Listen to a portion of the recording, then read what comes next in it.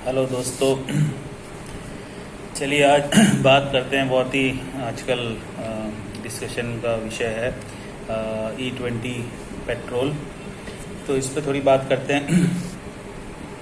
तो आजकल E20 petrol धड़ल्ले से चल रहा है और कई वीडियोस आजकल सोशल मीडिया पे आ रहे हैं कि इससे कई लोगों की गाड़ियाँ ख़राब हो रही हैं, गाड़ियों में बहुत प्रॉब्लम हो रही है। तो इश्यूज़ तो कुछ ना कुछ बात है, कहीं ना कहीं कुछ प्रॉब्लम चल रही है, तभी इतने सारे लोग वीडियो डाल रहे हैं। तो सरकार को इसके बारे में थोड़ा सीरियसली सोचना चाहिए कि गवर्नमेंट की पॉलिसी एक्चुअली एक तो बिल्कुल क्लियर नहीं है व्हीकल्स के ऊपर। जब आप E20 पेट्रोल ला रहे हो, जब आप इलेक्ट्रिक कार्स ला रहे हो, जब आप हाइड्रोजन फ्यूल की बात करते हो और इस तरह की कई बातें करते हो, तो आपको कम से कम जो ये पेट्रोल और डीजल के व्हीकल्स नए नए अभी भी मैन्युफैक्चर हो रहे हैं, अभी भी लोग खरीद रहे हैं, कंपनियां अभी बना रही हैं, तो इस पर एक क्लियर पॉलिसी तो गवर्नमेंट को गाइडलाइन देनी चाहिए ना।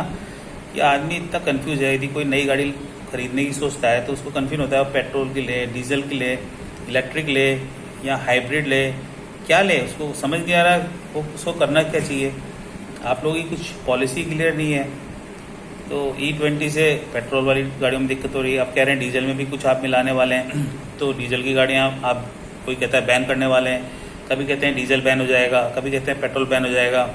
इलेक्ट्रिक की गाड़ियाँ आप लोगों ने कुछ इस पर प्रॉपर एक वो नहीं दी है, रिबेट वगैरह। सबसे ज़्यादा महंगी है इलेक्ट्रिक की गाड़ियाँ। तो आदमी जिसके पास फंड की दिक्कत है तो वो नेचुरली है पेट्रोल की तरफ जाएगा, सस्ती मिल जाती है, और डीजल की तरफ जाएगा। इलेक्ट्रिक की गाड़ियाँ इतनी महंगी है, तो आपको कम से कम उस पर कुछ पॉलिसी लाइए, या तो सरकार को कुछ सब्सिडी वगैरह देनी चाहिए, या कुछ इलेक्ट्रिक को प्रमोट करने के लिए कुछ करना चाहिए। चार्जिंग स्टेशन को ज़्यादा तादाद में लगाना चाहिए। तो कुछ तो एक गवर्नमेंट को एक प्रोएक्टिव स्टेप लेना चाहिए, या बस E20 डाल के और उसमें पेट्रोल में मिलावट करके और E100 ला करके इससे आपका कुछ देश का कुछ भला होगा क्या? इससे तो और देश में जो लोगों की जो भावनाएं और भड़क रही हैं। अभी आपने CJP प्रोटेस्ट में देखा, शिक्षा नीति की वजह से इस्तीफा देना पड़ा धर्मेंद्र प्रधान को।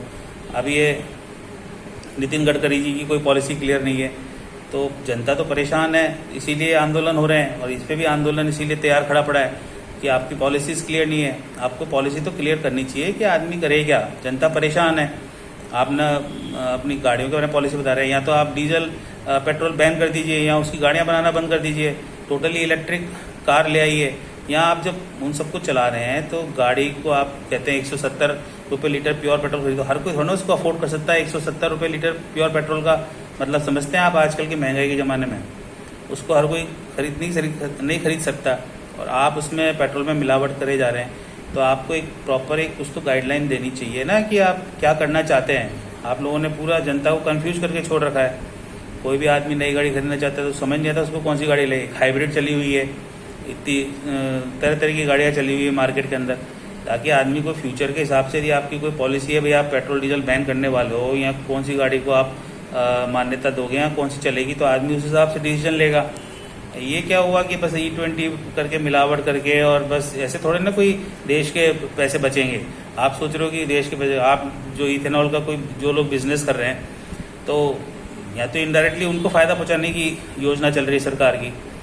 आपकी कोई पॉलिसी क्लियर नहीं है, आप इथेनॉल के बिजनेस करने वालों को या तो फ़ायदा पहुंचा रहे हो।